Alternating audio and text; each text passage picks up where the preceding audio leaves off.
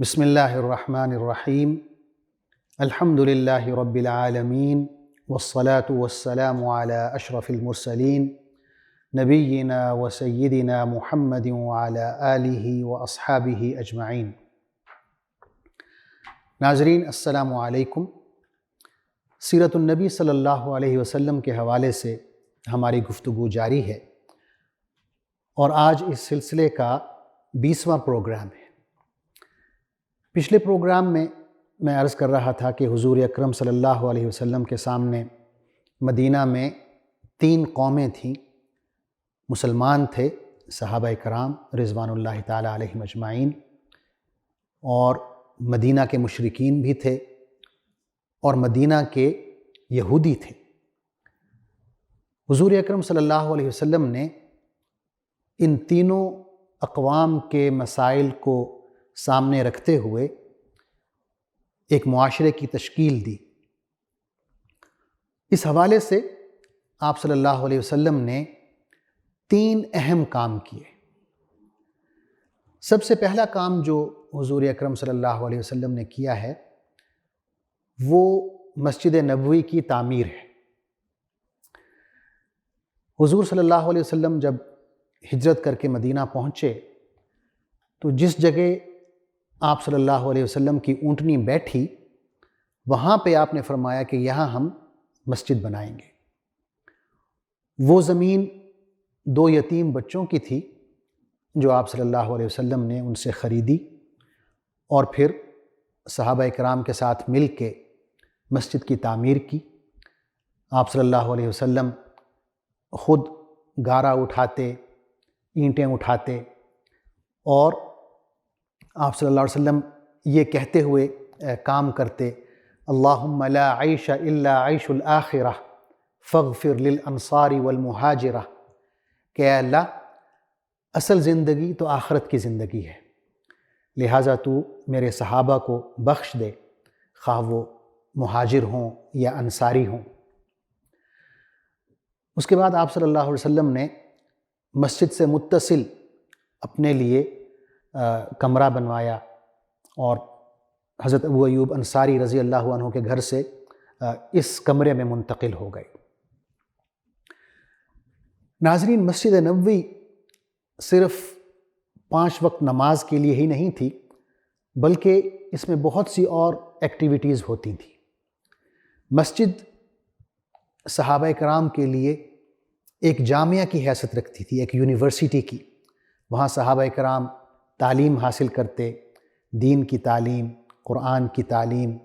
حضور اکرم صلی اللہ علیہ وسلم آپ کے معلم تھے، آپ صلی اللہ علیہ وسلم مسجد نبوی میں تعلیم دیتے، اور پھر صحابہ کرام کے آپس میں بھی مختلف حلقے بنے ہوئے تھے جہاں تعلیم دی جاتی۔ آپ صلی اللہ علیہ وسلم نے کچھ صحابہ کرام کو متعین کیا ہوا تھا۔ بعض صحابہ ایسے تھے جو مختلف فیلڈز میں ماہر تھے۔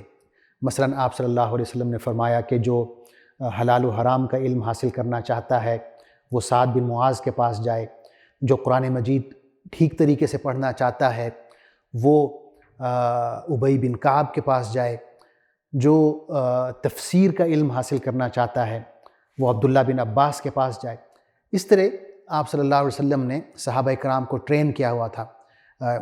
اسی طرح فرمایا کہ جو علم وراثت حاصل کرنا چاہتا ہے وہ زید بن ثابت کے پاس جائے۔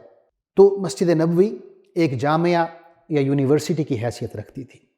اسی طرح مسجد نبوی مسلمانوں کے لیے ایک مرکز تھا، وہاں وہ اکٹھے ہوتے، مشورے کرتے، یعنی ایک پارلیمنٹ کی حیثیت مسجد نبوی کو حاصل تھی۔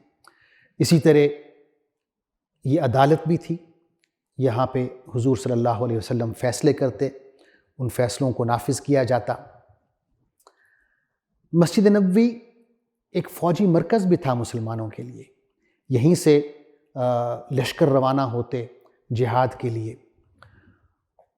اور اس کے علاوہ مسجد نبوی ان صحابہ کے لیے جو غریب تھے، نادار تھے، ایک رہائش گاہ بھی تھی۔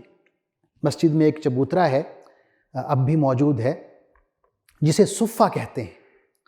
یہاں پر تقریباً 70-80 صحابہ مستقل رہائش پذیر ہوتے اور 24 گھنٹے وہ یہیں پر رہتے، اور یہ جو صفہ ہے یہ حضور اکرم صلی اللہ علیہ وسلم کے روضہ مبارک کے بالکل سامنے ہے۔ جب بھی آپ صلی اللہ علیہ وسلم اپنے گھر سے باہر نکلتے تو یہ صحابہ کرام جو ہیں آپ کے ارد گرد اکٹھے ہو جاتے، اور جو بھی آپ فرماتے صحابہ کرام جو ہیں یا اہل صفہ آپ صلی اللہ علیہ وسلم کے فرامین کو یاد کر لیتے، لکھ لیتے۔ انہیں میں حضرت ابو ہریرہ بھی ہیں جنہوں نے سب سے زیادہ حدیث کی روایات کی ہیں۔ مسجد کی جب تعمیر مکمل ہو گئی تو ایک مسئلہ کھڑا ہوا کہ لوگوں کو نماز کے لیے کیسے بلایا جائے۔ بعض صحابہ نے مشورہ دیا کہ ہم یوں کرتے ہیں کہ آگ کا ایک بہت بڑا الاؤ روشن کرتے ہیں، لوگ دور سے آگ کو دیکھیں گے تو انہیں معلوم ہو جائے گا کہ نماز کا وقت ہو گیا ہے تو اکٹھے ہو جائیں گے۔ حضور صلی اللہ علیہ وسلم کو یہ مشورہ پسند نہ آیا۔ پھر کسی نے کہا کہ ہم یوں کریں گے کہ ایک بہت بڑا بگل لے لیتے ہیں، جب نماز کا وقت ہوگا تو ہم وہ بگل بجائیں گے، اس کی آواز سے لوگ اکٹھے ہو جائیں گے۔ گو کہ آپ صلی اللہ علیہ وسلم کو یہ بھی مشورہ پسند نہ آیا، لیکن بگل بجانا جو ہے آپ صلی اللہ علیہ وسلم کو آگ جلانے سے بہتر لگا۔ اللہ کا کرنا یہ ہوا کہ اسی رات ایک صحابی ہیں حضرت عبداللہ بن زید، انہیں خواب آتا ہے، وہ دیکھتے ہیں کہ ایک شخص جا رہا ہے جس نے سبز کپڑے پہنے ہوئے ہیں، اور اس کے ہاتھ میں ایک بہت بڑا بگل ہے۔ تو وہ اس شخص سے کہتے ہیں کہ اے اللہ کے بندے یہ بگل مجھے بیچ دو۔ تو وہ شخص پوچھتا ہے کہ آپ اس کا کیا کریں گے؟ تو وہ کہتے ہیں کہ ہم اس بگل کو بجائیں گے اور لوگوں کو نماز کے لیے بلائیں گے۔ تو وہ شخص کہتا ہے کہ کیا میں تمہیں اس سے بہتر حل نہ بتاؤں؟ تم لوگ یوں کہا کرو جب نماز کا وقت ہو جائے، اللہ اکبر اللہ اکبر اللہ اکبر اللہ اکبر، اشہد ان لا الہ الا اللہ اشہد ان لا الہ الا اللہ اشہد ان محمد الرسول اللہ اشہد ان محمد الرسول اللہ، حی علی الصلاۃ حی علی الصلاۃ حی علی الفلاح حی علی الفلاح، اللہ اکبر لا الہ الا اللہ۔ یہ پوری اذان کے الفاظ اس شخص نے خواب میں حضرت عبداللہ بن زید کو بتائے، جس کا ترجمہ یہ ہے کہ اللہ سب سے بڑا ہے، اللہ سب سے بڑا ہے، 4 دفعہ یہ کہنا ہے۔ پھر یہ کہ میں گواہی دیتا ہوں کہ اللہ کے سوا کوئی ذات ایسی نہیں ہے جو عبادت کے لائق ہو، میں گواہی دیتا ہوں کہ محمد صلی اللہ علیہ وسلم اللہ کے رسول ہیں، نماز کے لیے آؤ، کامیابی کی طرف آؤ، اللہ سب سے بڑا ہے، اللہ سب سے بڑا ہے، اللہ کے سوا کوئی ذات ایسی نہیں ہے جو عبادت کے لائق ہو۔ جب صبح ہوتی ہے تو حضرت عبداللہ بن زید حضور صلی اللہ علیہ وسلم کے پاس جاتے ہیں اور آپ کو پورا خواب سناتے ہیں، اذان کے الفاظ بتاتے ہیں کہ مجھے یہ بتایا گیا ہے۔ تو آپ صلی اللہ علیہ وسلم کو یہ الفاظ بہت پسند آتے ہیں، اور آپ کہتے ہیں کہ آپ حضرت بلال کے پاس جائیں، انہیں یہ سارے الفاظ سکھائیں اور ان سے کہیں کہ اذان دیں۔ یہ جو الفاظ ہیں انہیں اذان کا نام دیا گیا۔ اذان کا لفظی مطلب ہے اعلان، یعنی اس بات کا اعلان کرنا کہ نماز کا وقت ہو گیا ہے۔ تو آپ صلی اللہ علیہ وسلم فرمایا کہ حضرت بلال کو آپ یہ الفاظ سکھا دیں، کیونکہ ان کی آواز زیادہ اونچی ہے، تو وہ ان الفاظ کو دہرائیں گے اور ہر نماز کے وقت یہ الفاظ دہرائیں گے اور اذان دیں گے۔ تو یہ سب سے پہلا کام تھا جو حضور اکرم صلی اللہ علیہ وسلم نے کیا، کہ مسجد تعمیر کی اور لوگوں کو 5 وقت نماز کے لیے اکٹھا کیا۔ دوسرا جو اہم کام ہے وہ ہے مواخات۔ مواخات کا مطلب ہے بھائی بھائی بنانا۔ حضور اکرم صلی اللہ علیہ وسلم نے صحابہ کے جو 2 بڑے بڑے گروہ ہیں، مہاجرین اور انصار، انہیں آپس میں بھائی بھائی قرار دیا۔ احادیث میں ہم پڑھتے ہیں کہ آپ صلی اللہ علیہ وسلم نے 90 صحابہ کو چنا، 45 مہاجرین میں سے اور 45 انصار میں سے، اور انہیں آپس میں ایک دوسرے کا بھائی بنایا۔ اور یہ بھائی چارہ اتنا پختہ تھا کہ آپ صلی اللہ علیہ وسلم نے فرمایا کہ یہ ایک دوسرے کے وارث بھی ہوں گے، یعنی جو دیگر رشتہ دار ہیں وہ ان کی وراثت میں شامل نہیں ہوں گے، بلکہ یہ ایک دوسرے کے وارث ہوں گے۔ یہاں تک کہ غزوہ بدر کے بعد قرآن مجید کی آیات نازل ہوئیں جس میں اللہ تعالیٰ نے فرمایا وَأُولُو الْأَرْحَامِ بَعْضُهُمْ أَوْلَى بِبَعْضٍ فی کتاب اللہ، کہ اللہ کی کتاب میں جو خونی رشتہ دار ہیں وہ وراثت کے زیادہ حقدار ہیں۔ تو یہ آیت نازل ہونے کے بعد حضور اکرم صلی اللہ علیہ وسلم نے یہ جو وراثت کا عمل ہے اسے روک دیا، لیکن جو مواخات ہے اسلامی بھائی چارہ وہ جاری رہا۔ اس مواخات کا مطلب یہ تھا، مقصد یہ تھا کہ زمانہ جاہلیت کے جتنے تعصبات چلے آ رہے تھے، رنگ کی بنیاد پر، نسل کی بنیاد پر، قبیلے کی بنیاد پر، وطنیت کی بنیاد پر، ان تمام تعصبات کا خاتمہ ہو اور مسلمان جو ہیں وہ اسلام کی بنیاد پر اکٹھے ہوں، متحد ہوں، ان کے درمیان محبت اور اخوت اور ہمدردی اور ایثار صرف اس دین کی بنیاد پر ہو۔ اور اس کی جو مثال ہے کہ صحابہ کرام میں اس مواخات کی وجہ سے کس طرح ہمدردی اور ایثار کے جذبے پیدا ہوئے۔ مثلا صحیح بخاری میں ہم پڑھتے ہیں کہ حضور اکرم صلی اللہ علیہ وسلم نے حضرت عبد الرحمن بن عوف جو مکہ سے تھے اور حضرت سعد بن ربیع جو مدینہ سے تھے، ان دونوں کو آپس میں بھائی بھائی بنایا۔